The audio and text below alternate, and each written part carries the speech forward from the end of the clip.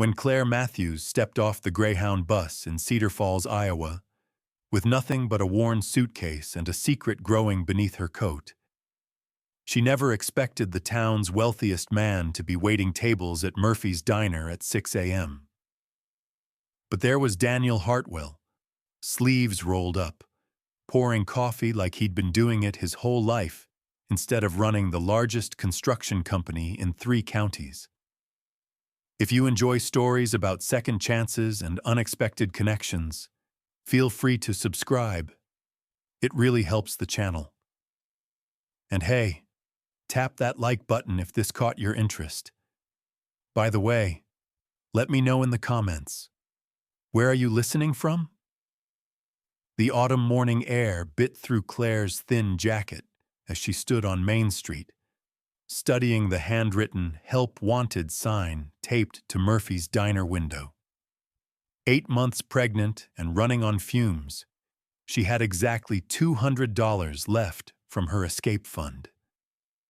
Cedar Falls looked like every small Iowa town she'd passed through on the 3-day bus ride from Chicago. Quiet, suspicious of strangers, and probably not keen on hiring a woman who'd give birth any day now. She pushed through the glass door, bell chiming overhead, and froze. The man behind the counter, refilling coffee for early morning customers, was unmistakably Daniel Hartwell. She'd seen his photograph in the Chicago Tribune's business section just months ago, standing beside the mayor at a ribbon-cutting ceremony. Hartwell Construction had built half the new developments in 3 counties.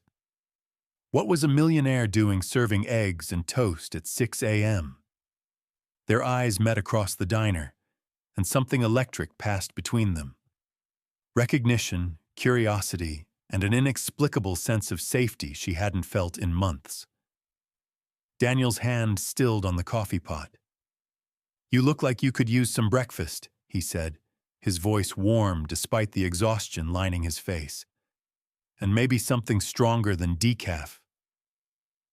The joke fell flat when Claire noticed the newspaper folded beside the register. The headline made her blood run cold. Hartwell Construction under federal investigation. She suddenly realized she might have fled one dangerous situation, only to walk straight into another. Daniel guided Claire to a corner booth, away from the curious stares of truck drivers and early commuters. "Murphy stepped out for supplies," he explained, sliding a cup of herbal tea across the worn Formica table. "I'm covering the morning shift." Claire studied his face, handsome in a rugged way, with calloused hands that belonged more to a laborer than a boardroom executive. "Why?" she asked simply. Daniel's laugh held no humor. "My business partner decided our company accounts were his personal piggy bank. Took nearly everything before disappearing to the Cayman Islands." He gestured around the humble diner. "Murphy's my oldest friend. Gave me my first job bussing tables when I was 14. Figured I should remember where I came from while I rebuild from scratch." Claire felt a stab of recognition. Another person starting over, another life torn apart by betrayal. The job posting outside. "You interested?" Daniel's eyes lit up with something like hope. "Murphy's been short-staffed for months. Can't pay much. But there's a small apartment upstairs if you need housing." Before Claire could respond, Murphy O'Brien burst through the back door. A barrel-chested man with flour-dusted apron and suspicious eyes. He took one look at Claire's rounded belly and shook his head. "I can't hire someone who'll be out on maternity leave next week." "Give her a chance, Murph," Daniel said quietly. "She's got good references." It was a lie. Claire had no references, no work history she could safely provide. But Daniel said it with such conviction that Murphy's objection died in his throat. As Claire filled out the simple application with a false employment history, she caught fragments of whispered conversation from the next booth. Heard the FBI's been asking questions about Daniel's company. Always knew something wasn't right about all that money. Poor fool probably doesn't even realize what his partner was doing. Claire's pen trembled. Was she making another terrible mistake, trusting someone the federal government was investigating? Claire's first morning at Murphy's Diner tested every ounce of her remaining strength. The pregnancy made standing for long periods agony, and morning sickness hit without warning. But every time she faltered, Daniel appeared, covering her tables when she needed to sit down, bringing her crackers from the kitchen, making sure she stayed hydrated. His kindness felt foreign after months of Marcus's control and criticism. "You don't have to take care of me," she whispered during a brief lull between the breakfast and lunch rushes. "Everyone deserves someone looking out for them," Daniel replied, refilling her water glass. The simple words nearly brought tears to her eyes. But the town's unofficial gossip network, led by Eleanor Whitman, a sharp-eyed woman who seemed to appear wherever interesting conversations were happening, watched their every interaction with keen interest. "Mighty convenient," Eleanor murmured to her friend Doris at table 6, just loud enough for Claire to hear. "Mysterious pregnant girl shows up the same week Daniel's troubles hit the papers. Bet she read about his money problems and came running." "Now, Eleanor," Doris protested weakly, but her eyes followed Claire with new suspicion. By closing time, Claire's feet were screaming and her back ached terribly, but she'd earned her first day's tips, $37 that felt like a fortune. Daniel helped her count the crumpled bills at the end of her shift. "You did great today," he said. "Tomorrow will be easier." Claire wanted to believe him, wanted to believe that Cedar Falls might actually become the safe haven she'd been searching for. But as she climbed the narrow stairs to her tiny apartment above the hardware store, her phone buzzed with a Chicago number she recognized. Marcus had found her.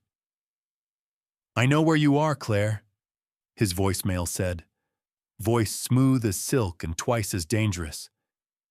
"We need to talk about my baby you're carrying and the money you stole from me. I'll be seeing you very soon." Claire's hands shook as she deleted the message. After everything she'd sacrificed to escape him, Marcus had tracked her down to this small Iowa town. And now Daniel, the first person in months to show her genuine kindness, would get caught in the crossfire of her dangerous past. 3 weeks into her new life in Cedar Falls, Claire had found a rhythm that almost felt like peace. The morning sickness had settled into manageable waves, and the townspeople had begun to accept her presence, even if they still whispered when they thought she wasn't listening. Daniel had become her anchor, driving her to doctor appointments in his dusty pickup truck, bringing her prenatal vitamins from the pharmacy, and defending her against Eleanor Whitman's increasingly pointed comments about gold diggers who prey on vulnerable men. Their friendship had deepened into something that felt dangerously close to love. But Claire forced herself to keep emotional distance. Her growing feelings for Daniel only made the weight of her secrets heavier. She wasn't who she claimed to be, and the longer she stayed in Cedar Falls, the more lies she'd have to tell.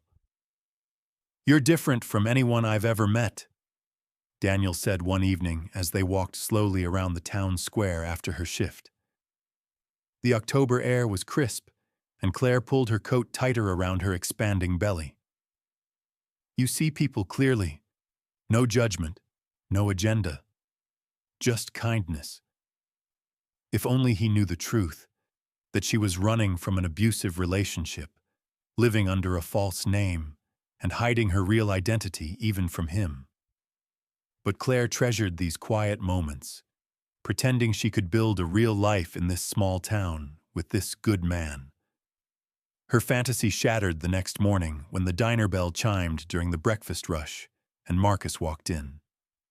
Tall, impeccably dressed, in an expensive suit that made him look completely out of place among the farmers and construction workers, he scanned the room until his eyes found hers. Claire's blood turned to ice. "Hello, sweetheart," Marcus said, his voice carrying across the suddenly silent diner. "We need to have a little chat about the money you stole and my baby you're trying to hide from me." Every conversation stopped. Every head turned. And Claire realized that her carefully constructed new life was about to crumble in the most public, humiliating way possible. The diner fell into complete silence, except for the hiss of bacon on the grill and the steady tick of the wall clock. Marcus stood in the doorway like he owned the place, his $1,000 suit and predatory smile completely at odds with Murphy's humble breakfast crowd. Claire's hands trembled as she gripped her coffee pot, 8 months of carefully constructed safety crumbling in an instant. "You look surprised to see me, Claire," Marcus continued, stepping closer to her station. "Did you really think you could steal $15,000 from our joint account and disappear with my child?" The accusation hit the room like a physical blow. Farmers and construction workers shifted uncomfortably in their booths, suddenly finding their eggs and hash browns fascinating. Eleanor Whitman's eyes gleamed with vindicated satisfaction. She'd known something was wrong with the mysterious pregnant waitress. "That's not how it happened," Claire whispered, but her voice barely carried over the thundering of her own heartbeat. Marcus pulled out his phone, scrolling through what appeared to be bank statements. "Joint account, sweetheart. My name on every deposit. And let's not forget about the credit cards you maxed out before running." Daniel appeared at Claire's side, his presence solid and protective despite the confusion clouding his features. "I think you need to leave," he told Marcus quietly. "This is a family establishment." Marcus laughed, a sound like breaking glass. "Family? That's rich, coming from a man under federal investigation for embezzlement. Tell me, Claire, did you mention to your new boyfriend that you're wanted in 3 states for theft? Or that the baby you're carrying belongs to me?" The lies came so smoothly, so convincingly, that even Claire began to doubt her own memories. Marcus had always been skilled at twisting reality until up seemed down and victim became villain.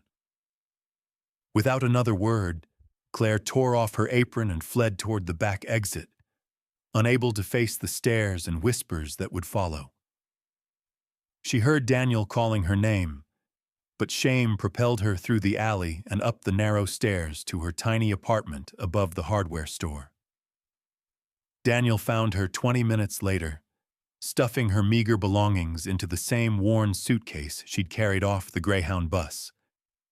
Her hands shook so violently she could barely fold her few work uniforms, and tears streamed down her face in silent rivers of defeat.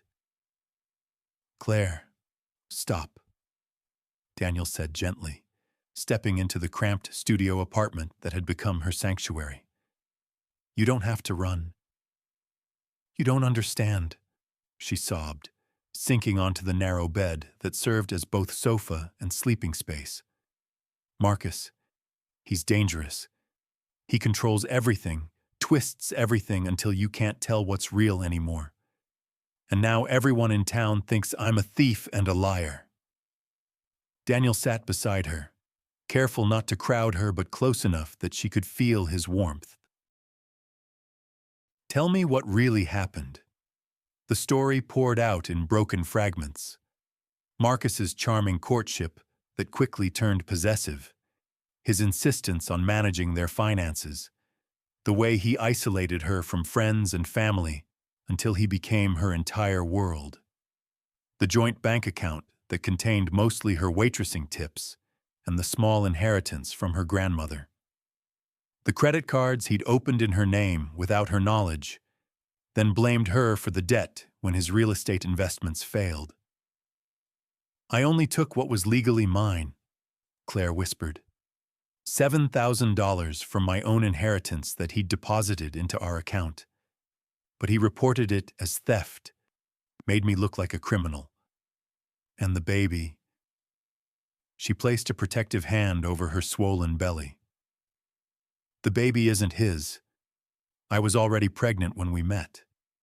From someone who wanted nothing to do with fatherhood. Marcus knew that, but he's telling everyone it's his child to make his story more convincing. Daniel's jaw tightened with controlled anger. Why didn't you go to the police? Report the abuse? With what proof? Marcus never left bruises. He was too smart for that. Financial control, emotional manipulation, threats disguised as concern. None of that leaves evidence a court would accept.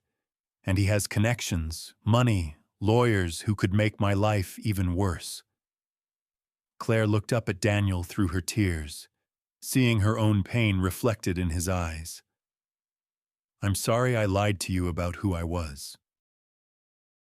You've been nothing but kind to me, and I repaid that with deception. You were protecting yourself, Daniel said firmly. That's not deception, that's survival. Before Claire could respond, heavy footsteps echoed on the wooden stairs outside her door, followed by an authoritative knock. Cedar Falls Sheriff's Department. We need to speak with Claire Matthews. Sheriff Tom Bradley stood in the doorway, his weathered face apologetic but determined, holding official-looking papers. Behind him, Marcus waited with barely concealed satisfaction, having transformed himself from accuser to concerned victim in the span of an hour. Miss Matthews, I have a warrant for your arrest on charges of theft and credit card fraud, Sheriff Bradley said, his voice heavy with reluctance.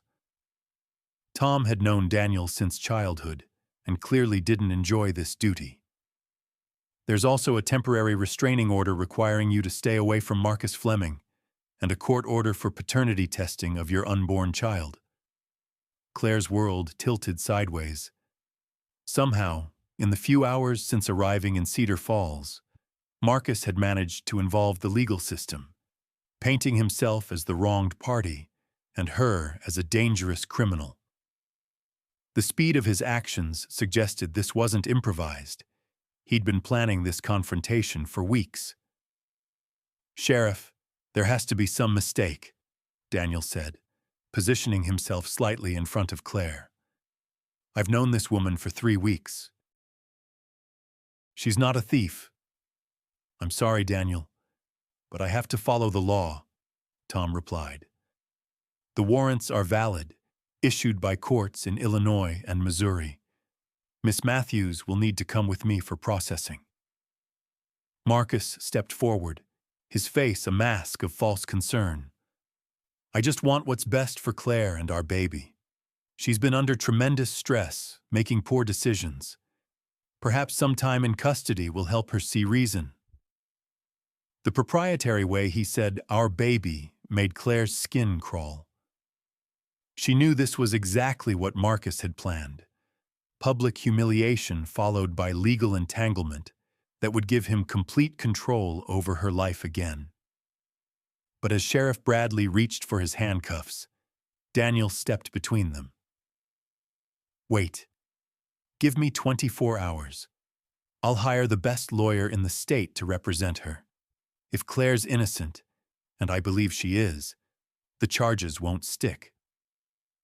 Daniel, you can't get involved in this, Claire protested. Your own legal troubles are exactly why I understand what it's like to be accused of crimes you didn't commit, Daniel interrupted.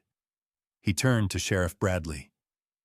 Tom, you've known me since I was in diapers. Have I ever given you reason to doubt my word?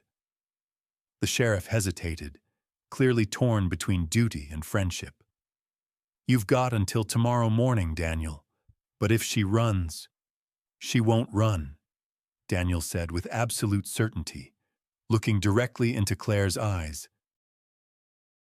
She's found a home here, As they spoke, Rebecca Chen, an impeccably dressed Asian woman in her 40s, appeared at the top of the stairs. Daniel had somehow managed to call Des Moines' most prestigious law firm during the chaos, and Rebecca had driven the 2 hours to Cedar Falls without hesitation.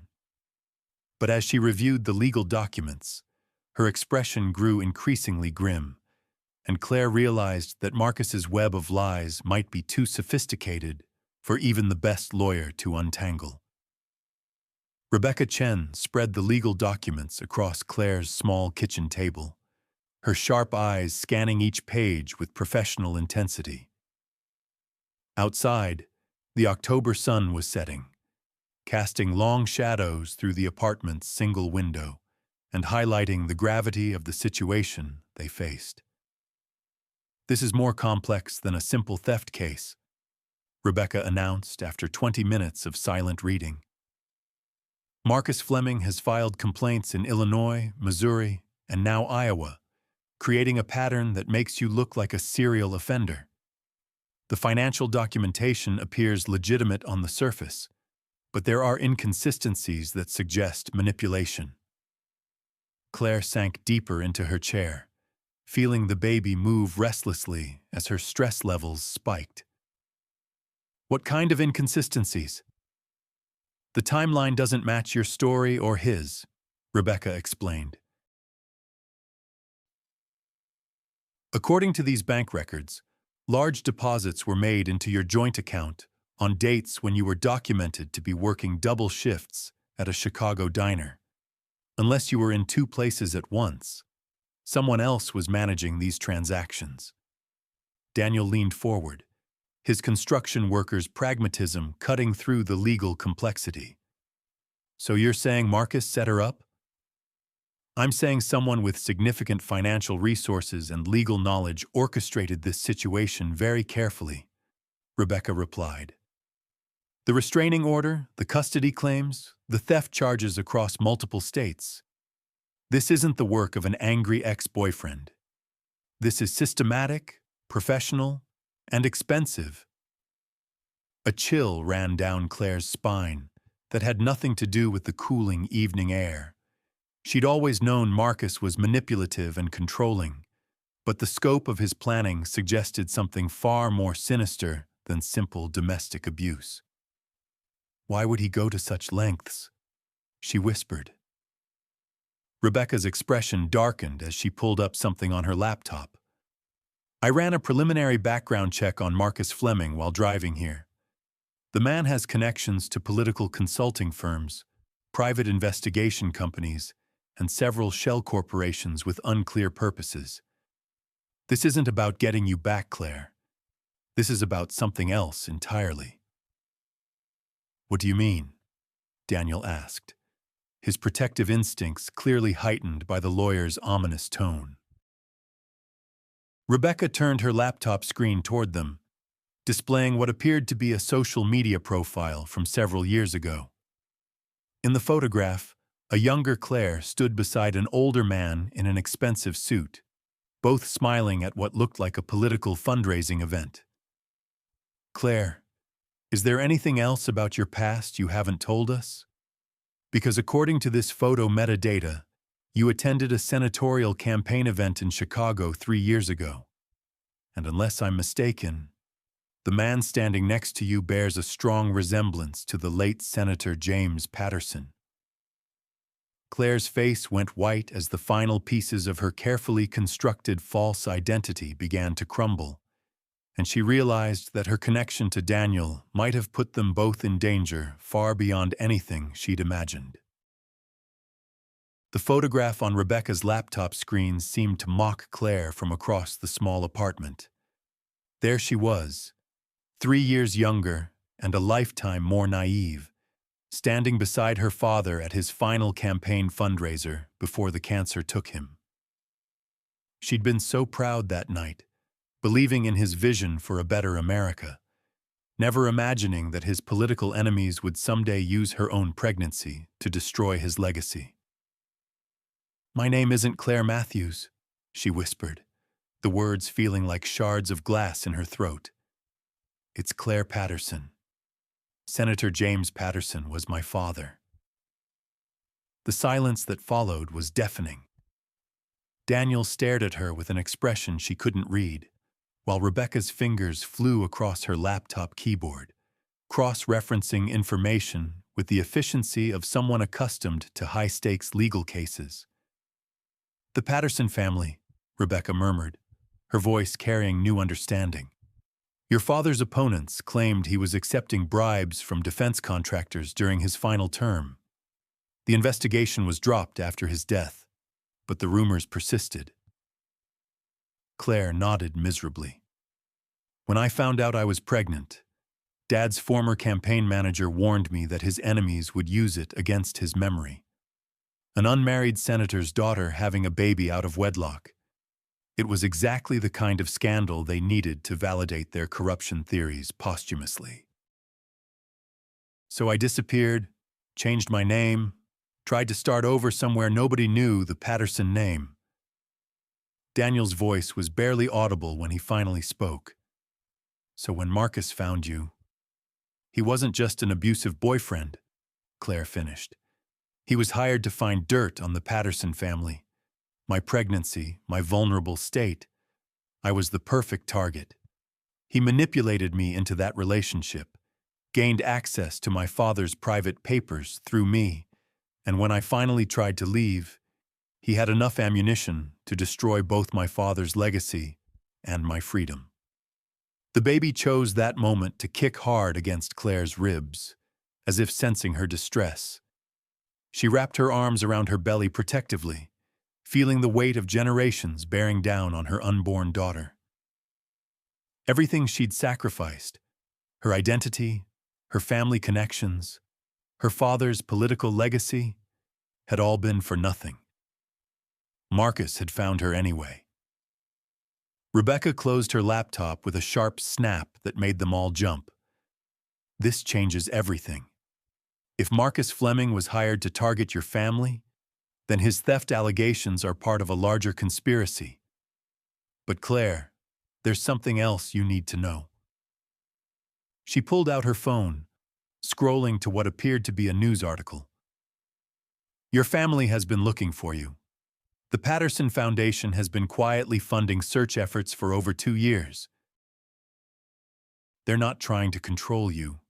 They want to reconcile." Before Claire could process this revelation, a sharp pain tore through her abdomen, doubling her over. The stress, the revelations, the fear, it was all too much for her pregnant body to handle. "Something's wrong," she gasped, clutching Daniel's arm as another contraction hit.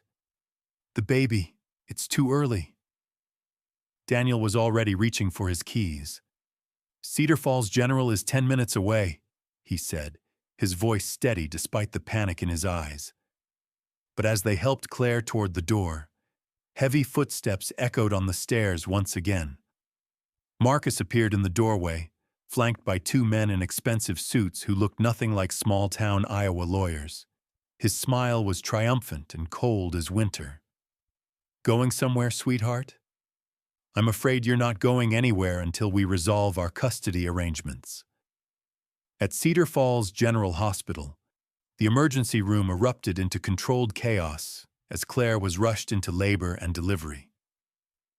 Dr. Sarah Mills, a woman in her 50s with kind eyes and steady hands, took charge immediately, ordering medication to try to stop the premature contractions while monitoring the baby's vital signs. Daniel paced the waiting room like a caged animal, his construction boots echoing against the polished linoleum floors. The magnitude of Claire's deception should have devastated him. She was wealthy, politically connected, nothing like the vulnerable waitress he'd fallen for. But watching her suffer, seeing her fight to protect her unborn child, only strengthened his resolve to stand by her side. Rebecca had remained at the hospital, fielding calls from the Patterson family lawyers while coordinating Claire's legal defense. The political implications were staggering. If Marcus's accusations stuck, it wouldn't just destroy Claire's reputation, but potentially resurrect old scandals that could damage an entire political dynasty. "You need to understand something," Dr. Mills said, approaching Daniel in the waiting room after 2 hours of tense silence. "Claire's been carrying more than just physical stress. The emotional trauma she's endured has manifested in very real health complications. That young woman has been living in survival mode for months, maybe years." Daniel slumped into a plastic chair that creaked under his weight. "Is she going to be okay? The baby? We've managed to slow the contractions for now, but Claire needs absolute rest and minimal stress. Unfortunately, given the legal situation outside." Dr. Mills gestured toward the corridor where Marcus and his associates waited like vultures, occasionally speaking in hushed tones with official-looking documents. "That man has been making demands about paternity tests and custody arrangements. I've barred him from the maternity ward, but his lawyers are threatening court orders." The injustice of it burned in Daniel's chest. Claire had fled Chicago to protect her unborn child from exactly this kind of harassment, only to have her past hunt her down in the one place she'd found peace. But as Daniel wrestled with feelings of betrayal and protectiveness, he realized something profound. Claire Patterson or Claire Matthews, senator's daughter or small-town waitress, the woman he'd fallen in love with was exactly the same person. Her courage in starting over, her kindness despite her own pain, her fierce protection of her child, none of that was an act. If anything, her willingness to give up wealth and privilege for her daughter's safety only proved her character more definitively. A commotion in the corridor interrupted his thoughts. Rebecca Chen was arguing with Sheriff Bradley and a team of federal agents who'd apparently arrived from Des Moines. Marcus stood behind them, his expression shifting from triumph to confusion as official badges were displayed and serious accusations were leveled. Something had changed in the past few hours, and from the look on Marcus's face, it wasn't in his favor. The federal agents moved with practiced efficiency, transforming the small hospital corridor into something resembling a crime scene from a television drama. Agent Jennifer Walsh, a no-nonsense woman in her 40s with steel-gray hair and piercing blue eyes, took charge of the situation, while her partner, Agent Rodriguez, began documenting evidence on his tablet. "Marcus Fleming," Agent Walsh announced, her voice carrying the authority of someone accustomed to making arrests. "You're under federal investigation for identity theft, wire fraud, stalking across state lines, and conspiracy to commit extortion." Marcus's carefully constructed facade cracked like ice in spring thaw.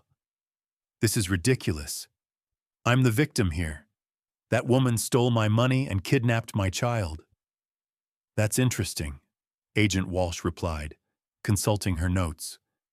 "Because according to our investigation, you've been running similar scams in 4 different states over the past 3 years. Vulnerable women, financial manipulation, false legal claims. It's quite a pattern." Rebecca Chen stepped forward, her laptop open to display what appeared to be financial records and communication logs. "Agent Walsh, I believe you'll find that Mr. Fleming's activities extend beyond simple fraud.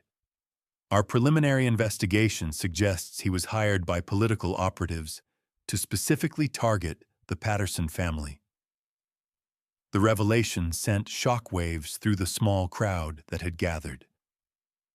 Sheriff Bradley looked stunned, while Marcus's 2 associates suddenly seemed very interested in examining their shoes rather than supporting their colleague. "The Patterson Foundation has been conducting their own investigation into threats against family members," Rebecca continued. "When Claire disappeared 2 years ago, they hired private investigators to ensure her safety. Those investigators have been tracking Mr. Fleming's activities and building a federal case against him and his employers. Agent Rodriguez looked up from his tablet. Mr. Fleming, you have the right to remain silent. Anything you say can and will be used against you in a court of law. As the handcuffs clicked around Marcus's wrists, his composure finally shattered completely. You don't understand, he snarled at the assembled law enforcement officers. The Patterson family is corrupt. The senator was taking bribes, and his daughter knows where the evidence is hidden. I was hired to expose the truth. By whom? Agent Walsh asked mildly. And with what authority to commit multiple felonies in pursuit of that goal? Marcus's silence was answer enough. As he was led away, his expensive suit wrinkled and his arrogant demeanor replaced by the desperation of a man whose carefully orchestrated plan had collapsed around him. Claire's nightmare finally began to lift. But in the labor and delivery room, alarms suddenly began beeping as Dr. Mills noticed dangerous changes in both Claire's and the baby's vital signs. The stress of the confrontation had pushed Claire's body beyond its limits, and now both mother and child were fighting for their lives. Claire's world narrowed to the rhythm of beeping monitors and the steady pressure of Daniel's hand holding hers. Doctor. Mills worked with quiet intensity, adjusting medications and consulting with the neonatal team as Claire's body finally surrendered to labor that could no longer be stopped. I need you to focus on my voice, Dr. Mills said calmly. Your daughter is ready to meet the world, but we need to work together to make sure you're both safe. Through the haze of pain and exhaustion, Claire heard Daniel whisper, I don't fear your past. The words cut through her anguish like a lifeline. Senator's daughter, waitress, doesn't matter. I love who you are right now, in this moment. Emma Patterson arrived at 11:47 p.m. on a cold October night, weighing 5 pounds and 2 ounces, with her mother's determined spirit and a set of lungs that announced her displeasure at being rushed into the world. But as Dr. Mills placed the tiny, perfect baby on Claire's chest, complications from the prolonged stress and premature labor caused Claire's blood pressure to spike dangerously. She's hemorrhaging, Dr. Mills announced to her team, and suddenly the delivery room filled with urgent voices and rapid movement. Daniel found himself pushed aside as medical professionals fought to save the woman he loved. Claire's face was pale as winter moonlight, and for terrifying moments, the monitors showed vital signs that made everyone in the room hold their breath. Through her fading consciousness, Claire heard Daniel's voice speaking to her newborn daughter. Your mama's the bravest person I've ever met, Emma. She gave up everything to keep you safe. Now you need to help her fight to stay with us. In the hallway outside, an unexpected crowd had gathered. Murphy O'Brien stood beside Eleanor Whitman, their usual antagonism forgotten in the face of genuine concern for their community member. Sheriff Bradley remained at his post, ensuring that no remaining threats could reach the new family. Even some of Claire's regular diner customers had come to the hospital, bringing flowers and home-baked goods as offerings of support. Rebecca Chen coordinated with the Patterson family lawyers, who had flown in from Chicago the moment they learned of Claire's situation. The political implications that had once seemed so important now paled beside the simple human drama of a young mother fighting for her life. As dawn broke over Cedar Falls, painting the hospital walls with soft golden light, Dr. Mills emerged from the delivery room with cautious optimism. Claire's stable, she announced to the assembled crowd. The next 24 hours will be critical, but she's young and strong, and baby Emma is perfect, small but healthy. Daniel was allowed back into the room where Claire lay sleeping, her newborn daughter wrapped in hospital blankets and resting peacefully in a bassinet beside the bed. The morning light streaming through the windows seemed to wash away the darkness of the past months, offering the promise of new beginnings. But even as Claire began her recovery, Eleanor Whitman appeared in the doorway with an expression that made everyone wonder if the town's acceptance had been premature, or if there was one final test waiting for this small family who had endured so much. Eleanor Whitman stepped into the hospital room, carrying something wrapped in soft blue fabric, her usual sharp expression replaced by something Claire had never seen before, genuine warmth tinged with regret. Behind her, the doorway filled with familiar faces from Cedar Falls. Murphy O'Brien with flour still dusting his apron, Sheriff Bradley holding his hat respectfully, and a dozen other townspeople who had become part of Claire's unexpected family over the past month.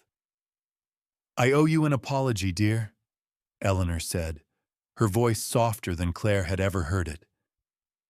"I spent so much time looking for reasons to distrust you that I missed what was right in front of me. A young woman with more courage than anyone I've ever met." She unfolded the blue fabric to reveal a hand-knitted baby blanket, intricate patterns telling the story of Cedar Falls in threads of gold and green. "This took me 3 weeks to finish. I started it the day after you arrived, though I told myself it was just something to keep my hands busy." Claire's eyes filled with tears as she accepted the gift. The blanket was warm from Eleanor's hands, soft as a cloud, and clearly made with the kind of love that only comes from true acceptance. "I don't understand," Claire whispered. "After everything that came out about who I really am." "Child," Eleanor interrupted gently, "you chose to give up wealth and privilege to protect your daughter. You worked honestly, treated everyone with kindness, and brought out the best in our Daniel when he needed it most. That tells me everything I need to know about your character." Murphy stepped forward, awkwardly clutching a small bouquet of daisies from his own garden. "The whole town knows the truth now, Claire, about Marcus, about why you ran, about the courage it took to start over. We're proud to call you one of us." Over the following months, Cedar Falls embraced its newest family with the fierce loyalty that only small towns can provide. The Patterson Family Foundation established a women's shelter in honor of Claire's courage, and Rebecca Chen helped Claire reclaim her inheritance while ensuring her privacy remained protected. Daniel and Claire were married on a snowy December morning in Murphy's Diner, surrounded by the community that had taught them both about the meaning of chosen family. Claire wore her grandmother's pearls and a simple white dress, while Daniel's hands shook slightly as he placed the ring on her finger. "I promise to love all of you," he whispered, looking from Claire to baby Emma sleeping peacefully in Eleanor's arms. Past, present, and future. 6 months later, they sat in the same corner booth where they'd first shared coffee and tentative trust. Emma gurgled happily in her high chair, reaching for the morning sunlight that streamed through Murphy's windows, while Claire and Daniel shared quiet laughter over their breakfast. The diner buzzed with the comfortable noise of a community at peace. Farmers discussing weather, Eleanor Whitman organizing the church bake sale, Murphy grumbling good-naturedly about the new coffee supplier. "Do you ever regret it?" Daniel asked, watching Claire spoon mashed bananas into Emma's eager mouth. "Giving up the Patterson name, the political connections, all of that?" Claire looked around the humble diner that had become the center of her world, then at the man who had seen her at her most vulnerable and chosen to love her anyway, and finally at their daughter who would grow up knowing she was wanted and protected. Outside the window, Cedar Falls stretched toward the horizon under an endless Iowa sky, full of possibilities and second chances. "Never," she said, reaching across the table to take his hand. "This is exactly where we belong,